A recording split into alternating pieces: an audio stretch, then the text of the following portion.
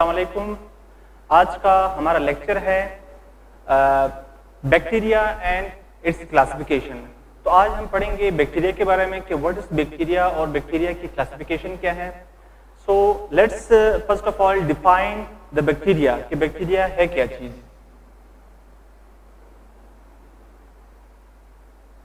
Bacteria, अच्छा bacteria ये एक माइक्रो ऑर्गेनिज्म है, ये एक जानदार है जो कि बहुत ही छोटा होता है और हम इसे आम आंख से नहीं देख सकते। इसको देखने के लिए लाइट माइक्रोस्कोप की जरूरत होती है और ये इतना छोटा होता है कि ये आम फिल्टर पेपर से गुजर जाता है। ठीक है, तो बैक्टीरिया को देखने के लिए लाइट माइक्रोस्कोप की जरूरत होती है और बैक्टीरिया ये एक जरासीम है, ये एक माइक्रो ऑर्गेनिज्म है जो कि ह्यूमंस के अंदर, पौधों के अंदर और जानवरों के अंदर ये इन्फेक्शन फैलाता है। ठीक है, तो बैक्टीरिया ये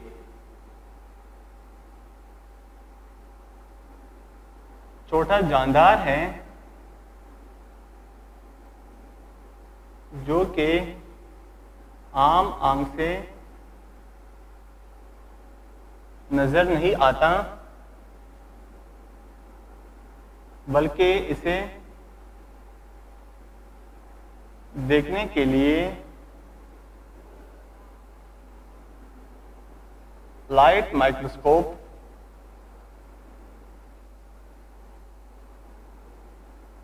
की जरूरत होती है। ठीक है, और बैक्टीरिया जो होता है ये यूनिसेलुलर होता है, यानी एक सेल पर मुश्तमिल होता है। बैक्टीरिया यूनिसेलुलर यानी एक सेल से बना है। ठीक है, अब बैक्टीरिया का मैं थोड़ा सा हिस्ट्री बताता हूं। History of bacteria. एक साइंटिस्ट था, डच साइंटिस्ट, जिसका नाम है एंटोनी वॉन लीवनहुक। उसने 1673 में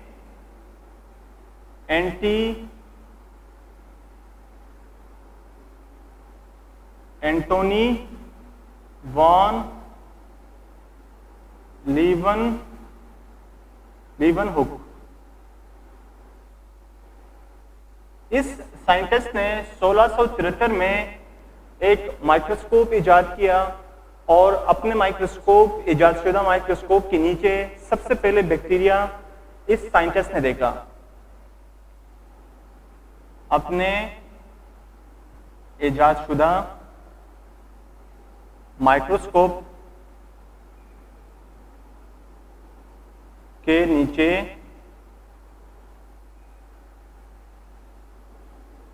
बैक्टीरिया को देखा। उसके बाद काफी साइंटिस्ट आए, मसलन लुईस पैस्चर और Robert Kock.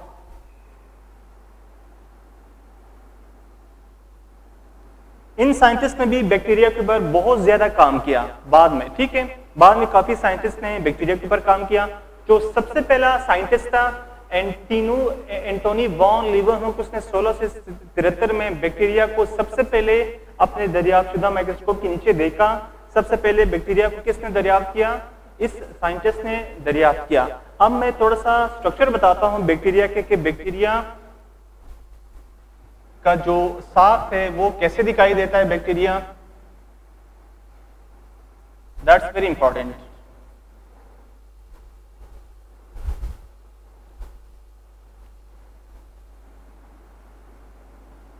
Structure of bacteria.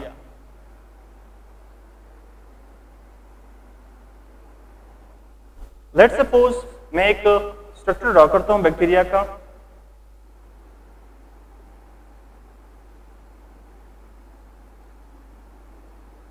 Bacteria का स्ट्रक्चर है, बैक्टीरिया के जो इर्द गिर्द जो दीवार होती है इसे कहते हैं cell membrane. This is called cell membrane. और इसके गिर्द एक दूसरी दीवार होती है,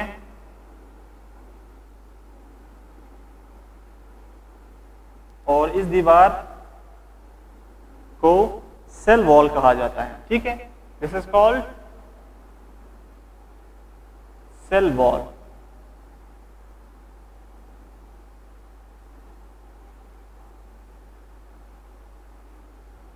अब बैक्टीरिया के अंदर तो न्यूक्लियस होता नहीं है, लेकिन बैक्टीरिया में एक सिंगल क्रोमोसोम का डीएनए या आरएनए होता है।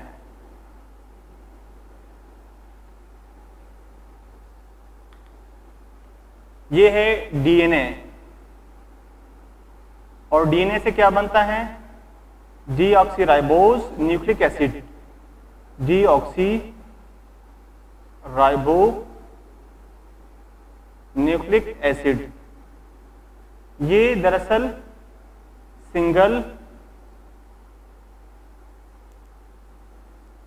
क्रोमोसोम होता है। ठीक है, बैक्टीरिया के अंदर सिंगल क्रोमोसोम होता है, बैक्टीरिया के अंदर कोई न्यूक्लियस नहीं होता है, तो इसलिए बैक्टीरिया के अंदर डीएनए होता है। और इसके अलावा बैक्टीरिया के अंदर छोटे छोटे और भी ऑर्गेनेलीज होता है, मसलन राइबोसोम्स होते हैं, राइबोसोम्स, ठीक है, और वगैरह। और ये अंदर जो मादा होता है इसे कहते हैं cytoplasm. This is called cytoplasm. झिल्लीदार मादा होता है अंदर, और साइटोप्लाज्म यहाँ पे जो सेल मेम्ब्रेन है, सेल मेम्ब्रेन से यहाँ पे दागानुमा शाफ्ट निकलते हैं। इन दागानुमा शाफ्ट को फ्लैजिला कहा जाता है,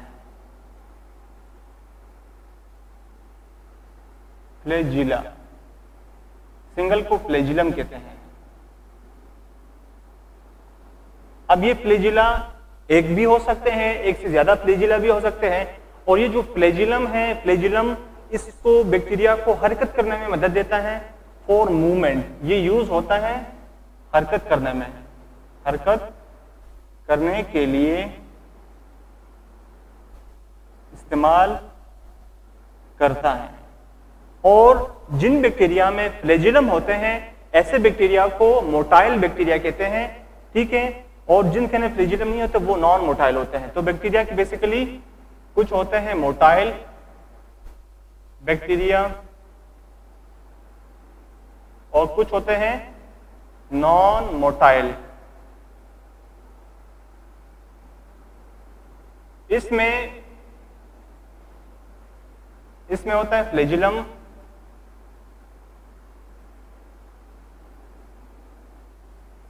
और इसमें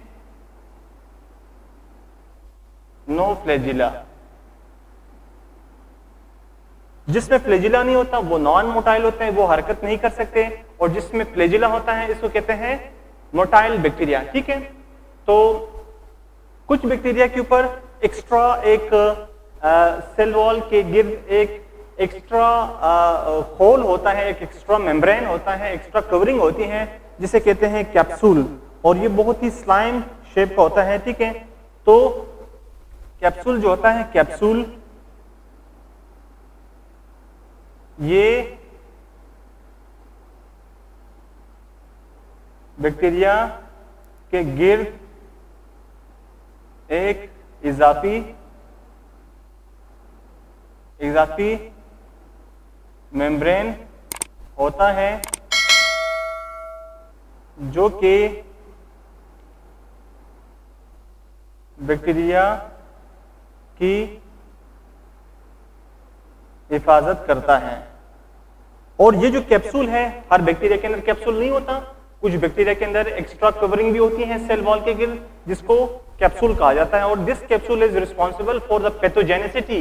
बैक्टीरिया जो बीमारी कॉज करता है, बीमारी फैलाता है, इस बीमारी फैलाने की जो खसूसियत है that is because of capsule. अगर बैक्टीरिया की कैप्सूल तबाह हो जाए, खत्म हो जाए, तो बैक्टीरिया के अंदर जो डिजीज कॉजिंग कैपेबिलिटी है, जो बीमारी फैलाने का जो इसके अंदर ताकत है, वो खत्म हो जाता है, बैक्टीरिया बीमारी नहीं फैला सकता। So this was the structure of bacteria. और कुछ बैक्टीरिया के अंदर मैंने एक चीज आपको बताना भूल गया, कुछ बैक्टीरिया में छोटे छोटे बालनुमा साख होते हैं जिसको पिलाई कहते हैं, ठीक है ना। और ये फ्लैजिलम से कदरे छोटे होते हैं, लेकिन ये भी दो मकसद के लिए यूज होता है, एक फॉर सेक्सुअल रिप्रोडक्शन,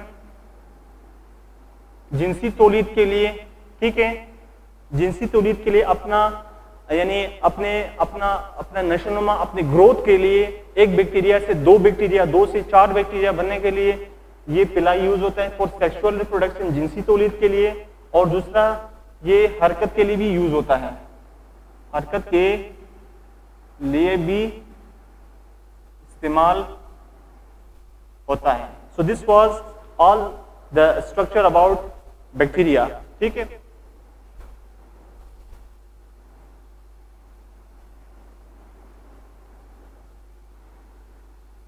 अब मैं पढ़ाता हूं बैक्टीरिया का classification.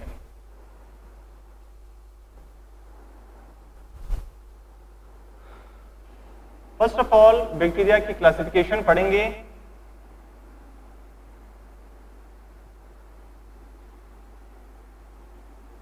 On the basis of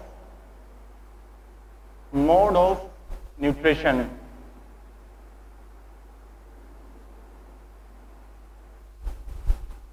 यानी खुराक के हुसूल के लिहाज से बैक्टीरिया की दर्जा बंदी। अब जैसे कि आपको मैं बता दूं, बैक्टीरिया हर जगह पाए जाते हैं।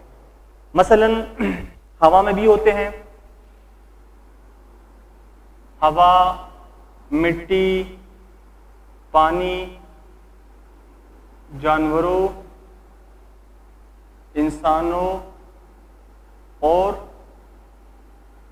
पौधों के ऊपर ये पाए जाते हैं, ठीक है, हर जगह पाए जाते हैं। इंसानों के अंदर बैक्टीरिया नाक में, अंतड़ियों में, वगैरह पाए जाते हैं। और ये मुर्दा अजसाम के, जिंदा और मुर्दा अजसाम में भी पाए जाते हैं, ठीक है, मुर्दा अजसाम में भी पाए जाते हैं। अब यहां पे बैक्टीरिया की जो क्लासिफिकेशन मैंने करनी है on the basis of food, दो तरह के हैं, दो तरह के बैक्टीरिया हैं जो अपने खुराक को हासिल करते हैं। इसमें सबसे पहला है, जो पहला है दैट इज कॉल्ड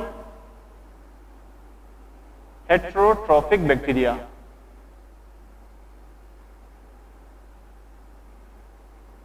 और दूसरा है ऑटोट्रॉफिक बैक्टीरिया। हेटेरोट्रॉफिक बैक्टीरिया ये वो बैक्टीरिया होता है जो कि अपनी खुराक को खुद हासिल नहीं कर सकते, खुद तैयार नहीं कर सकते और अपनी खुराक दूसरे जानदारों से हासिल करते हैं, जिंदा या मुर्दा उनके अजसाम से हासिल करते हैं। तो ये बैक्टीरिया अपनी खुराक खुद तैयार नहीं कर सकते, बल्कि दूसरे जानदारों के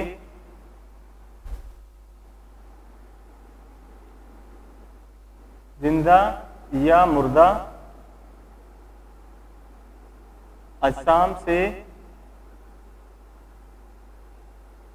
हासिल करते हैं। जबकि ऑटोट्रॉफिक बैक्टीरिया ये वो बैक्टीरिया हैं जो कि अपनी खुराक खुद तैयार करते हैं, इन्हें दूसरों से खुराक हासिल करने का कोई जरूरत नहीं है। ये अपनी खुराक खुद तैयार करते हैं। So this was classification of bacteria on the basis of nutrition.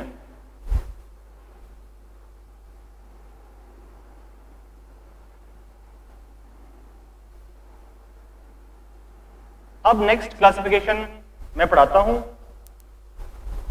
The next classification is classification on the basis of oxygen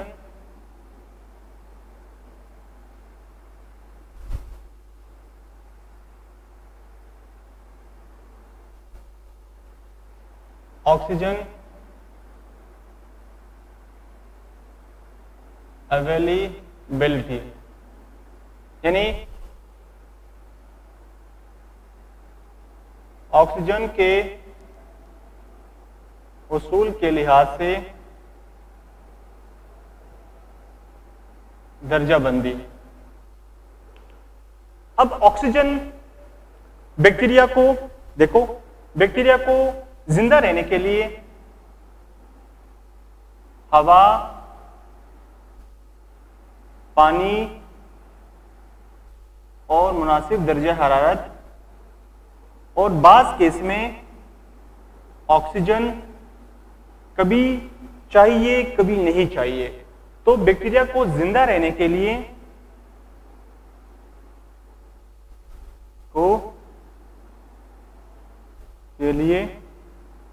ये सारी चीजें चाहिए और इसे कहते हैं मुनासिब माहौल, जिसमें हवा, पानी, दर्जा हरारत और ऑक्सीजन।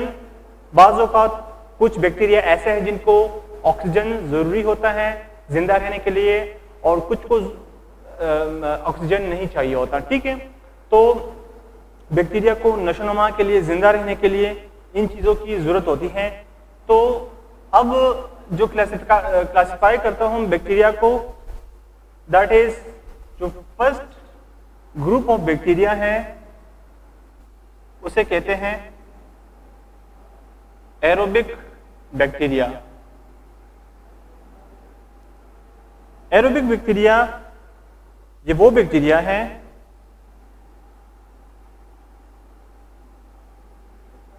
जो के ऑक्सीजन की मौजूदगी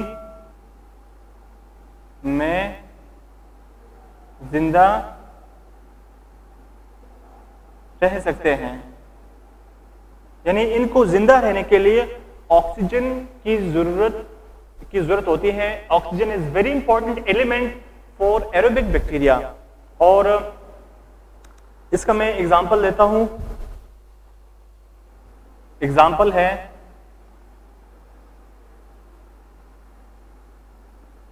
स्यूडोमोनास। स्यूडोमोनास एक ऐसा बैक्टीरिया है जिसको जिंदा रहने के लिए ऑक्सीजन की जरूरत होती है। So the second group is called anaerobic bacteria.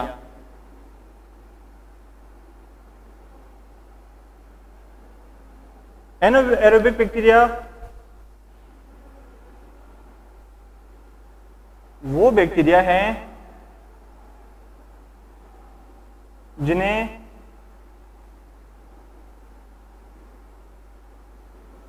जो ऑक्सीजन के बगैर भी जिंदा रहते हैं। यानी इनको अगर ऑक्सीजन अवेलेबल हो या नॉन अवेलेबल हो तब भी ये जिंदा रह सकते हैं। ठीक है, इन ऑक्सीजन के बगैर मौजूदगी में भी ये जिंदा रह सकते हैं। So example is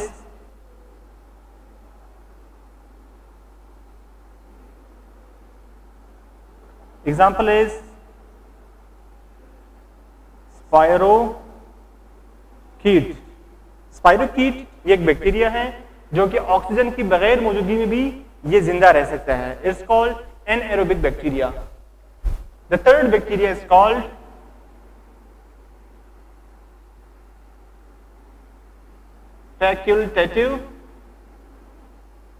facultative bacteria. Facultative bacteria वो बैक्टीरिया है कि जो ऑक्सीजन की मौजूदगी और गैर मौजूदगी में दोनों में जिंदा रह सकते हैं। यानी ऑक्सीजन इसके लिए ऑप्शनल है, अगर ऑक्सीजन हो या ना हो तब भी ये जिंदा रहते हैं। ये ऑक्सीजन की मौजूदगी और गैर मौजूदगी में जिंदा रहते हैं। फॉर एग्जाम्पल ई कोलाई एक ऐसा बैक्टीरिया है जो कि ऑक्सीजन की मौजूदगी और गैर मौजूदगी दोनों में जिंदा रह सकते हैं। The fourth one is called microaerophilic bacteria.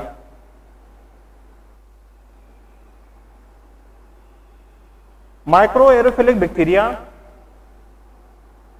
ये ऑक्सीजन की कम मौजूदगी में जिंदा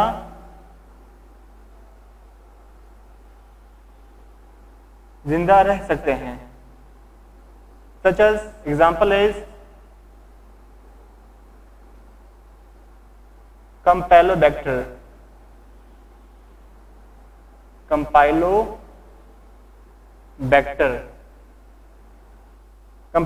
बैक्टीरिया वो बैक्टीरिया है जो कि ऑक्सीजन की कम मौजूदगी में, यानी अगर इनको कम ऑक्सीजन की सप्लाई किया जाए तो तब भी ये जिंदा रह सकते हैं। यानी ऑक्सीजन की कम मौजूदगी में ये जिंदा रह सकते हैं। तो इसको कहते हैं माइक्रो एरोफिलिक बैक्टीरिया।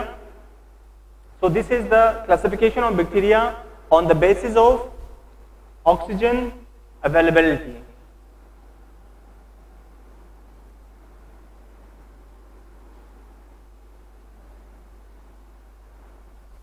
अब बैक्टीरिया की मैं क्लासिफिकेशन करता हूं on the basis of temperature.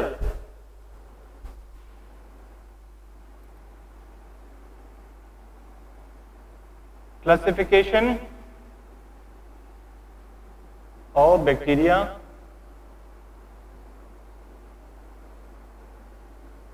on the basis of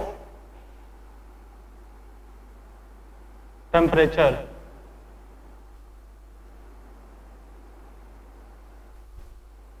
यानी दर्जा हरारत के लिहाज से बैक्टीरिया की दर्जा बंदी। अब जैसे कि मैंने बताया कि temperature is very essential element for bacteria. Bacteria को जिंदा रहने के लिए टेम्परेचर की भी जरूरत होती है, मुनासिब दर्जा हरारत की जरूरत होती है। तो इसमें जो सबसे पहला बैक्टीरिया है इसे कहते हैं मीजोफिलिक बैक्टीरिया। मेसोफिलिक बैक्टीरिया वो बैक्टीरिया हैं जो कि 20 से 45 डिग्री सेंटीग्रेड में ये जिंदा रहते हैं। ये 20 डिग्री से 45 डिग्री में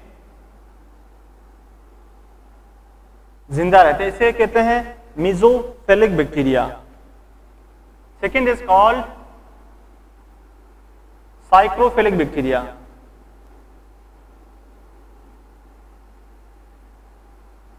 साइक्रोफिलिक बैक्टीरिया साइक्रोफिलिक बैक्टीरिया वो बैक्टीरिया है जो कि 0 डिग्री से 25 डिग्री सेंटीग्रेड में जिंदा रहते हैं। यानी ये बहुत ही कम टेम्परेचर में भी जिंदा रह सकते हैं। और मीजोफिलिक जो है ये दरमियानी टेम्परेचर पे जिंदा रहते हैं। और the third one is called thermophilic bacteria. Thermophilic bacteria. Thermophilic bacteria ये वो बैक्टीरिया है, ये 50 डिग्री से 60 डिग्री सेल्सियस में जिंदा रहते हैं, यानी हाई टेम्परेचर पे जिंदा रहते हैं। थर्मोफिलिक सबसे हाई टेम्परेचर पे जिंदा रहते हैं, साइक्लोफिलिक सबसे लो टेम्परेचर पे जिंदा रह सकते हैं, और मेसोफिलिक ये दरमियानी टेम्परेचर पे जिंदा रहते हैं। मैं एग्जांपल देता हूं, सच एज एक बैक्टीरिया है जिसे कहते हैं विब्रियो खोलेरा। विब्रियो खोलेरा ये 37 डिग्री सेंटीग्रेड पे जिंदा रहता है, ठीक है। So it's called mesophilic bacteria. ये मेसोफिलिक बैक्टीरिया का एक एग्जांपल है, ठीक है। So this was the classification on the basis of temperature.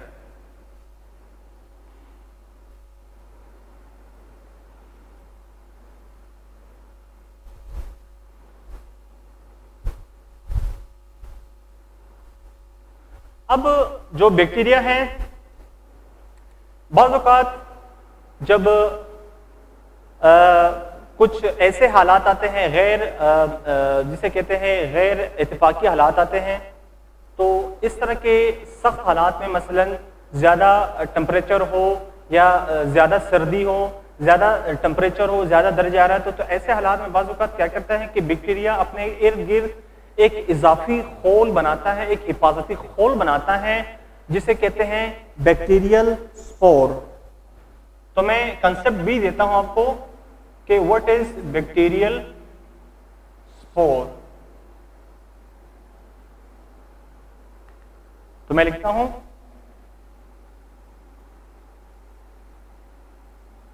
बाज़ औक़ात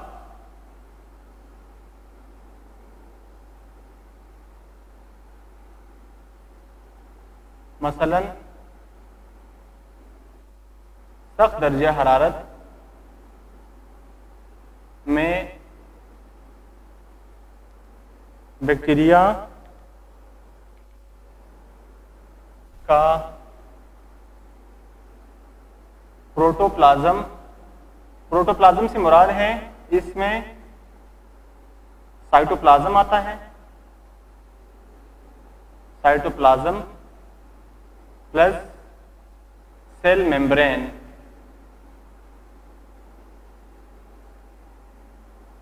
बाज़ औक़ात जब बैक्टीरिया का जो प्रोटोप्लाज्म है यानी साइटोप्लाज्म सेल मेम्ब्रेन ये सिकुड़ता है और अपने इर्द गिर्द एक नया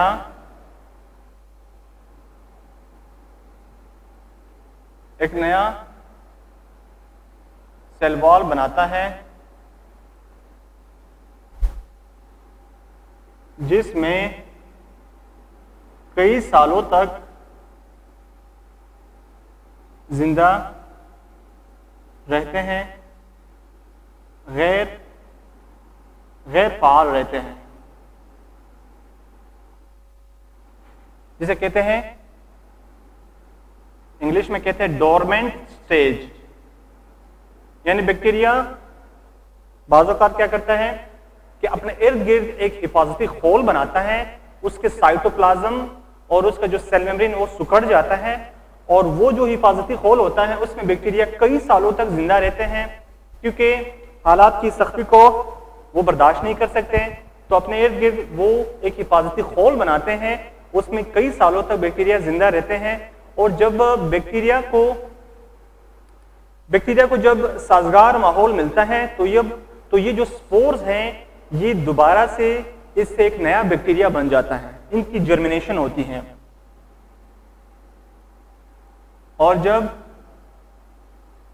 साजगार माहौल मिलता है। साजगार माहौल से मुराद है जब दर्जा हरारत बिल्कुल नॉर्मल हो जाता है, ठीक है, इनको पानी भी मिलती है, इनको हवा भी मिलती है, तो खुराक भी मिलती है, तो इस स्पोर से नया बैक्टीरियम बन जाता है।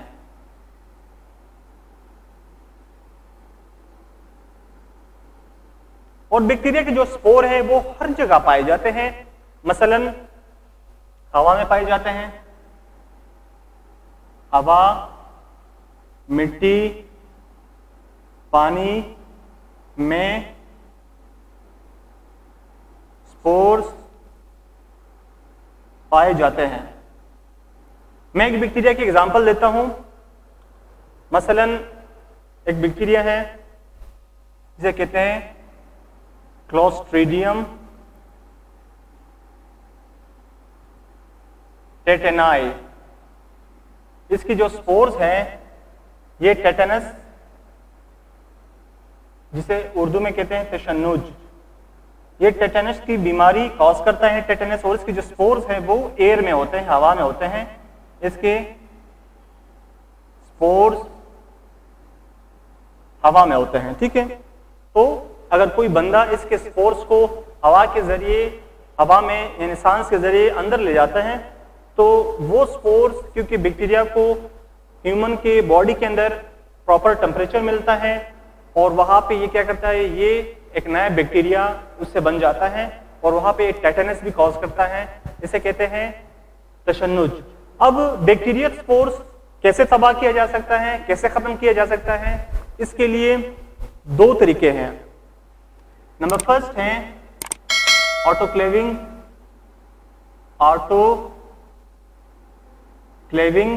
और दूसरा है रेडिएशन।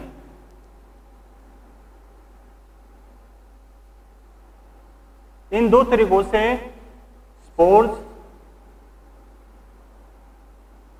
तबाह होते हैं।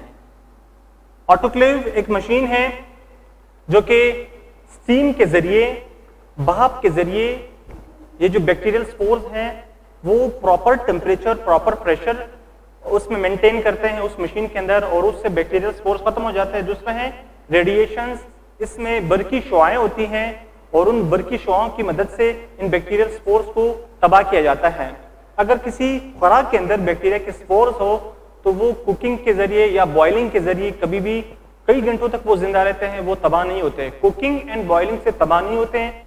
Autoclaving and radiation, this is the best choice for destroying the spores of the bacteria. Bacteria के स्पोर्स इन दो तरीकों से डिस्ट्रॉय हो जाते हैं। So this was about bacterial spore. और हर बैक्टीरिया भी स्पोर नहीं बनाता, कुछ बैक्टीरिया स्पोर्स बनाते हैं और कुछ बैक्टीरिया नहीं बनाते हैं। हर बैक्टीरिया की खासियत डिफरेंट होती है। अब रिप्रोडक्शन ऑफ बैक्टीरिया पढ़ेंगे।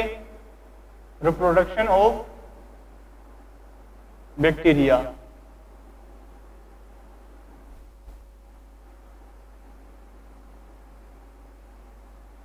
बैक्टीरिया की तौलीद। बैक्टीरिया बेसिकली दो तरह से अपने नशोनुमा करता है, ठीक है, अपना नस्ल बढ़ाता है दो तरीकों से। The first method is sexual reproduction,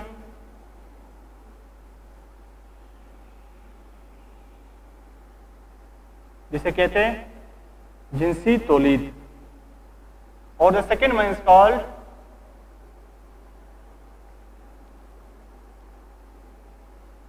non sexual या एसेक्सुअल रिप्रोडक्शन, गैर जिनसी तौलीद। मोस्टली बैक्टीरिया एसेक्सुअल रिप्रोडक्शन करता है और सेक्सुअल रिप्रोडक्शन भी करता है, लेकिन ज्यादातर बैक्टीरिया जो अपनी नस्ल बढ़ाता है, मल्टीप्लाई करता है, that is because of asexual reproduction. और इस एसेक्सुअल रिप्रोडक्शन को बाइनरी फिशन भी कहते हैं। बाइनरी फिशन, बाइनरी फिशन में क्या होता है कि एक बैक्टीरिया होता है, तो एक बैक्टीरिया ये दो बैक्टीरिया में डिवाइड हो जाता है, इसके दरमियान में एक लकीर बन जाती है। It is divided into two bacteria, और ये प्रोसेस होता है एवरी 20 मिनट्स, हर 20 मिनट के बाद, हर 20 मिनट के बाद एक बैक्टीरिया दो में तकसीम होता है, और इस तरह बैक्टीरिया कुछ ही देर में, यानी उसकी तादाद सैकड़ों, हजारों और लाखों, करोड़ों में पहुंच जाते हैं। So this is called asexual reproduction, जिसे कहते हैं बाइनरी फिशन। एक बैक्टीरिया है, उसके दरमियान लकीर बन जाती है, और एक बैक्टीरिया दो बैक्टीरिया में तकसीम हो जाता है। So this is called binary fission.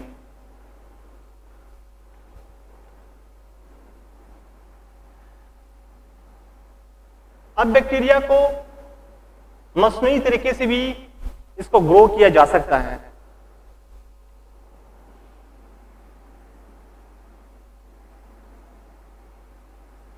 Bacterial culture,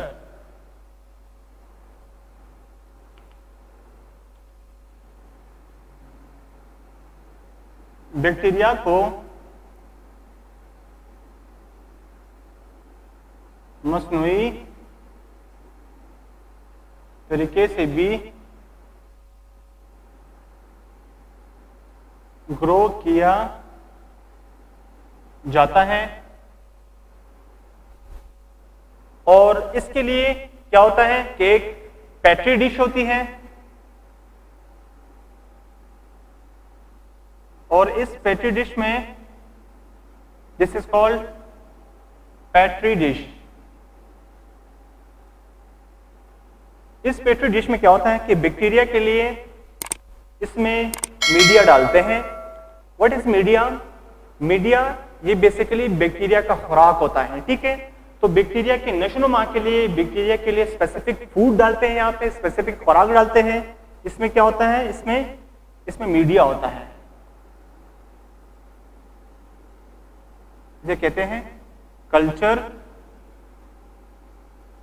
media, और इसमें बैक्टीरिया के लिए फूड होता है, फूड फॉर बैक्टीरिया। वो एसेंशियल न्यूट्रिएंट्स इसके अंदर होते हैं, वो ग़िज़ाई अज्जा जो जरूरी होता है बैक्टीरिया के ग्रोथ के लिए, वो इस कल्चर मीडिया के लिए होते हैं। इसमें एसेंशियल न्यूट्रिएंट्स होते हैं फॉर बैक्टीरिया। तो बैक्टीरिया को, और इस पे जो बैक्टीरिया की ग्रोथ आती है वो कॉलोनीज की फॉर्म में आती हैं, ठीक है। बैक्टीरिया की जो ग्रोथ है वो कॉलोनीज की फॉर्म में, कॉलोनीज यानी बहुत ज्यादा बैक्टीरिया जब ग्रुप की शक्ल में होता है, बैक्टीरिया कॉलोनीज से मुराद है यानी ग्रुप ऑफ बैक्टीरिया। तो ग्रोथ इस पे कॉलोनीज की शक्ल में आती है, जिसे कहते हैं बैक्टीरियल कॉलोनीज, और मुख्तलिफ किस्म के कल्चर मीडिया इसके अंदर डालते हैं। मसलन इसमें न्यूट्रिएंट एगर डालते हैं, इसमें चॉकलेट एगर डालते हैं, चॉकलेट एगर, इसमें ब्लड एगर भी यूज होता है, और काफी ज्यादा होते हैं। सो 3 मैंने एग्जांपल्स दिए। तो ये जो न्यूट्रिएंट एगर, ये दरअसल यही तो मीडियाज होते हैं, मीडिया यानी कल्चर मीडिया। ये कल्चर मीडिया इस पेट्री डिश के अंदर यूज होता है for the proper growth of bacteria या artificial growth of bacteria. Bacteria को मसनूई तरीके से ये जो एगर्स हैं ये मीडिया यूज होता है और इस तरीके से बैक्टीरिया मसनूई तरीके से बैक्टीरिया की ग्रोथ होती है। So this was the today's lecture of bacteria. Bacteria है क्या चीज, what's the classification of bacteria, ठीक है। सो एग्जाम में क्वेश्चन आ सकते हैं कि व्हाट इज बैक्टीरिया या describe the classification of bacteria. Bacteria की क्लासिफिकेशन डिस्क्राइब करें, तो इसमें आपने बैक्टीरिया की जो classification on the basis of mode of nutrition, on the basis of oxygen, on the basis of temperature, तो वो सारा इसके अंदर आपने मेंशन करना है। सो आज का लेक्चर हमारे यहीं पे खत्म हो जाता है।